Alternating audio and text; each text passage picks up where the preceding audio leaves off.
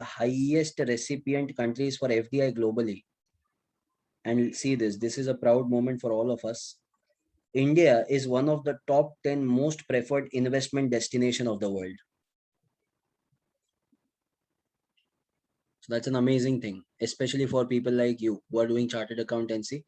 You see, the more and more investment is coming into India. That's an advantage, right? Next, point number two. What are the routes of FDI? So there are two routes of FDI. First is called as automatic route.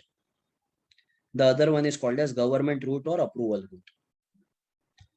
If the investment is, let's suppose, less than 49%, like up to 49% of the equity is taken, you can invite the foreign direct investors from automatic route. No approval from RBI or government is required. But if the investment is more than 49%, then it will be approval route. You can write this part, top 10 preferred investment destination. You can write automatic route and approval route. Yeah, Someshwar, I am aware.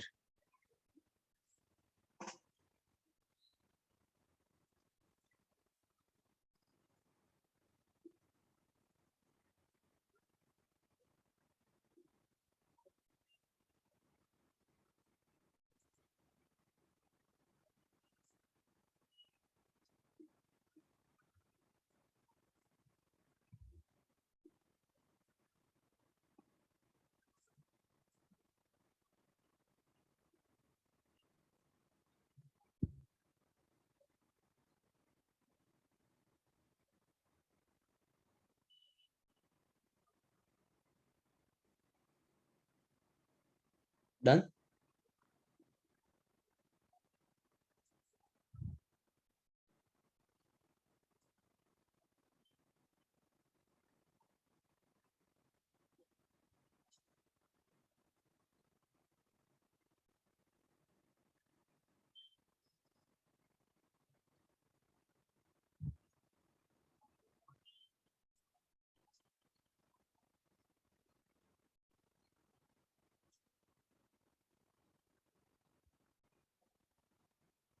Okay.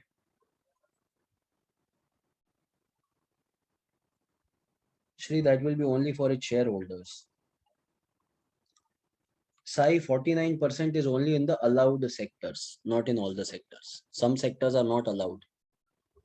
So only where the FDI is allowed, maybe 74% or 100%, that is more than 49%, then in that case, you will have to take permission. Yes, Someshwar. What are the instruments in which you can invest? So see this. FDI, okay.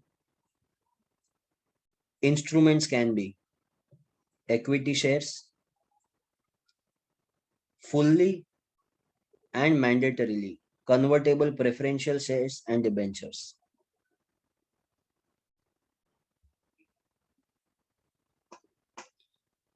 So basically, it is always into equity. Even if it is convertible preference shares or convertible debentures, that will also ultimately lead to equity only. Sounds okay, right? Next. What are the initiatives which are taken by Government of India? You need not write anything here. Just for your understanding, I'm sharing this. First one, shifting of large number of items from import licensing to open general licensing. Earlier, students, you needed a license for everything that you import. But right now there is one open general licensing which you need to take, and you can import anything under that thing. Tariff reduction has taken place. There was a time in our country, students, we have had tariff rate of around 300% on imports. Today, the custom duty has come down to 10%. So you can imagine from 300% to 10%. That means it has become actually very less. Automatic approval of FDI is allowed. Simplification of procedures. Single window has been created for all your approvals. Multilateral investment guarantee agency is set up for the protection of foreign investments. Foreign trademarks and foreign brand names can be used. 100% FDI is allowed in various sectors. Legal reforms have happened just like FEMA, SEZ Act, and I could see your answer, Jay, EXIM. So all these things were started. One more point I will write down here. Make in India project was started in the year 2014. So all these initiatives have actually increased the level of FDI in our country. Understood? Next. Very, very, very important. Please write down. July 2021 question.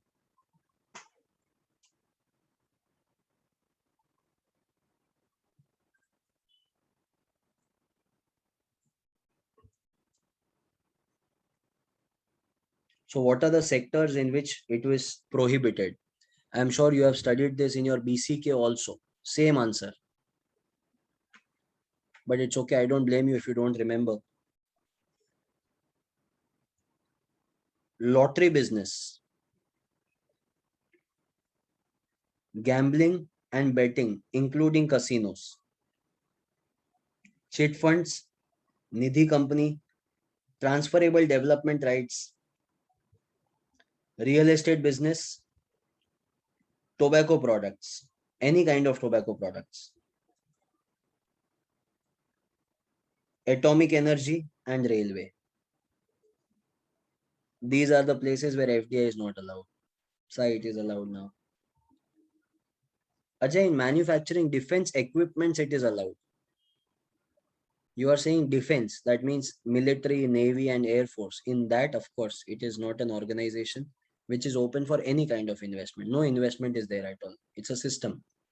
So in that, FDI can, it's out of question actually. Please write down these points.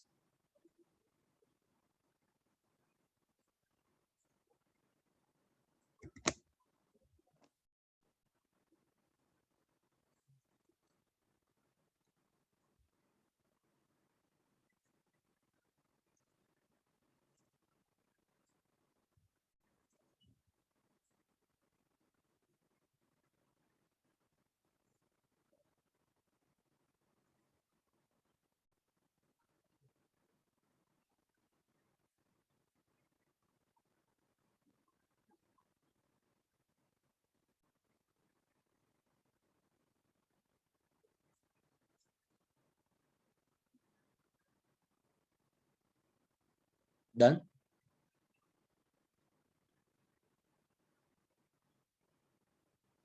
It's allowed, Someshwar.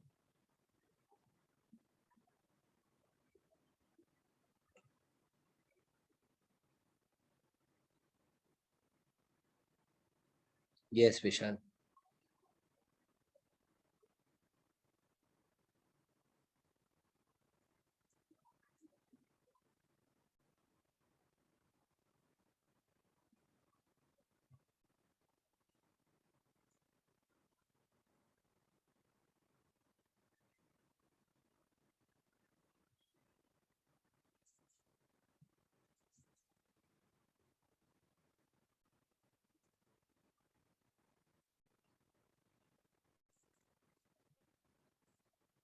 Done?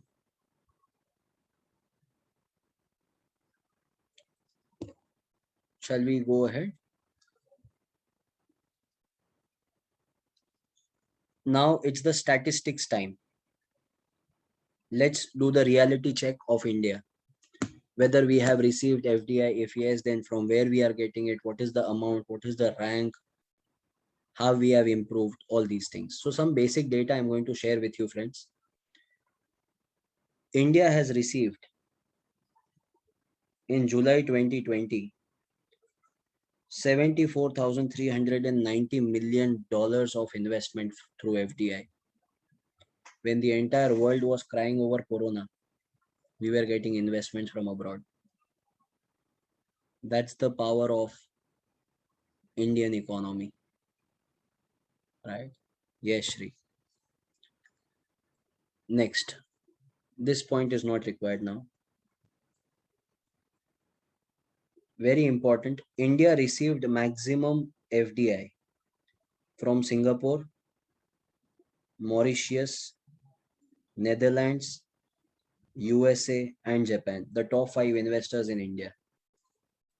Yes, Someshwar.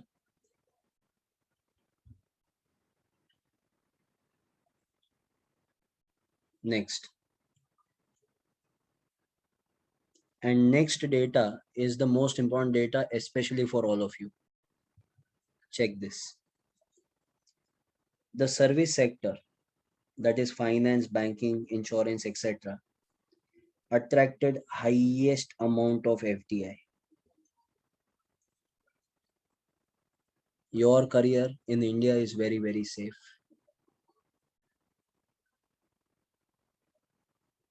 Highest FDI is in finance. Students, the things have changed. If you take 20 years back, the maximum investment was coming in where? Into IT sector. Look at what IT sector has done to Pune. Look at what IT sector has done to Hyderabad, to Lucknow, to Noida, to Gurgaon, to Bangalore.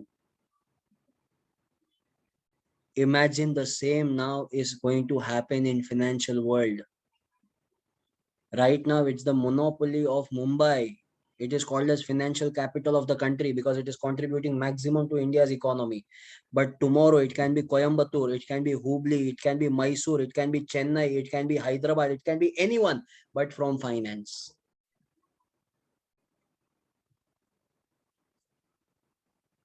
Think about it. Maximum investment. That means you can also get foreign direct investment because it is coming not in technology, but in finance, my friend. Right? You create something like mutual funds, right? Something like, if there is mutual fund, create something into bonds, create something into exchange traded funds. You will get investments from abroad to set up your own organization, right? So finance is the next big thing. Please share it with your juniors also, because there is so much of rumor going around. Chartered accountancy course, it is difficult, it is difficult. Yes, it is difficult. What do you expect? Just by playing PUBG you will become billionaire? It has to be difficult, right? But it is manageable. We should not forget that. So, you are the brand ambassador of this course. So do share this information with the people who are right now in their 9th standard, 10th standard, so that those who are misguided, they will be on the right path, right? So maybe, if we talk about brand ambassadors, Vimal is having Ajay Devgan and Shah Rukh Khan. Thumbs Up is having, I don't know, maybe Salman Khan, someone. Yeah, Salman boy, right? So ICA has you. So you are the brand ambassadors. Ranveer Singh, correct. That's nice, Ovia. So I hope you are very clear in this data, friends. Next, overseas direct investment now from India to abroad. So now it is not incoming, now it is outgoing. So what is happening in outgoing? Let's understand one by one. Today, there are many companies from India who are going outside. They are investing abroad. When we talk about market size, according to RBI, India's outward foreign direct investment in equity, loan, and guaranteed issued stood at $1.85 billion in February 2021. That is the market size which is we are investing abroad. Okay. Sai is giving one example. Tata has bought Jaguar. Yes, that's absolutely right. And there are many other companies. I will share a few examples with you. Investments or developments. In February 2021, this is the recent example which I have got, students. Tata Steel and Sun Pharmaceutical were among the key players who have invested in the overseas project. Tata Steel has invested around 1 billion US dollars into Singapore. ONGC Videsh Limited has also invested $96.15 million in Myanmar, Sudan, Russia, Mozambique, Colombia, Azerbaijan, and Vietnam. Thank God no company from India invested in Afghanistan.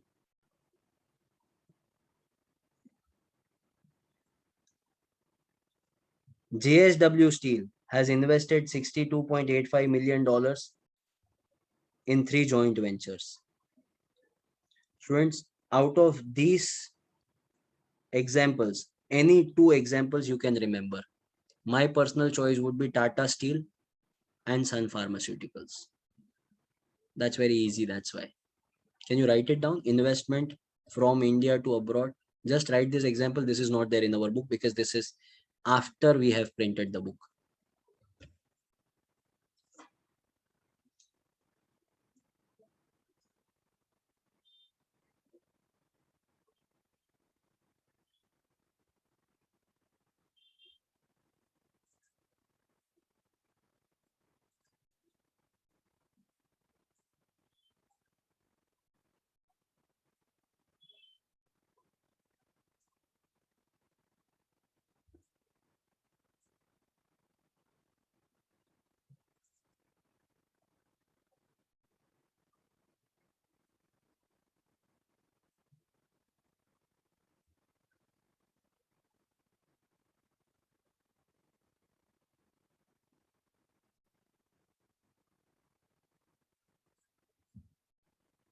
Done?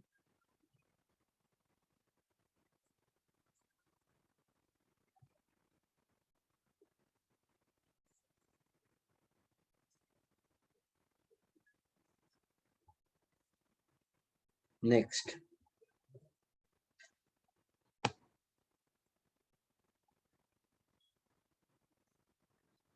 Friends, this is a mistake. Government initiatives, it is not part here. It should be ignored. Investing companies and target countries.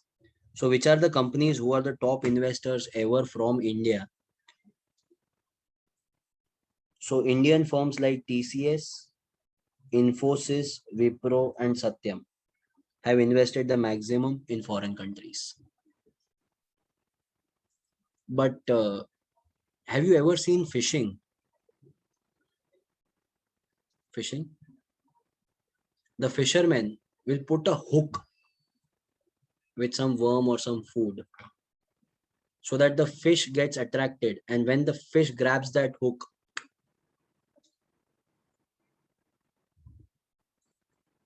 TCS, Infosys, Wipro, Satyam are all fishermen.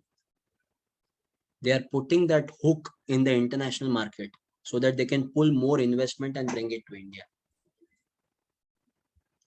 Don't think they are investing there for their upliftment.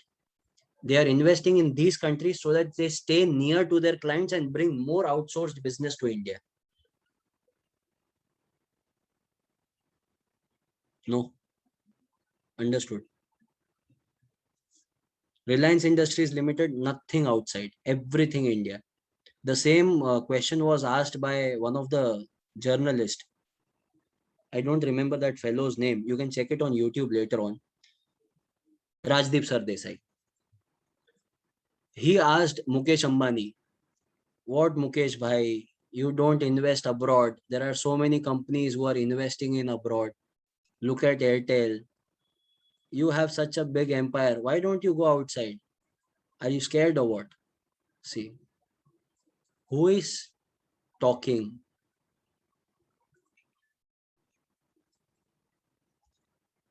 Mukesh Ambani said, Rajdeep, I know you are looking out for the controversy, which I'm not going to give you. Secondly, India has so much of potential that even my 7 generations, if they spend their lifetime on building our country, still we won't be able to reach out to the entire audience. Why would I go outside India? First, my responsibility is towards this country. Then if I am left with anything, then I will go abroad. That's Reliance. So we have acquired global contracts, and where we are investing the maximum, you are aware about it. So the maximum investment from India has been in Mauritius, Singapore, British Virgin Islands, and the Netherlands. And why do we invest in these countries? For the tax benefits, basically. These are all tax havens. Understood everything? That completes our entire unit number 5 and chapter number 4. So I hope whatever you have studied today, it is very, very, very clear to all of you. Right. So that is it from my side. I will see you again. Tomorrow's lecture is not compulsory, by the way. Those who want to revise chapter number 1 and study the sums, for only those, we will be meeting tomorrow. Okay. So tomorrow it will be chapter number 1. I'll see you again tomorrow. Those who are having now doubts, they need to wait, or else we are done. Thank you so much. God bless you all. This is Chirag signing off. I'll see you again. Bye bye. Take care. God bless you all. Jai Hind, Jai Economics.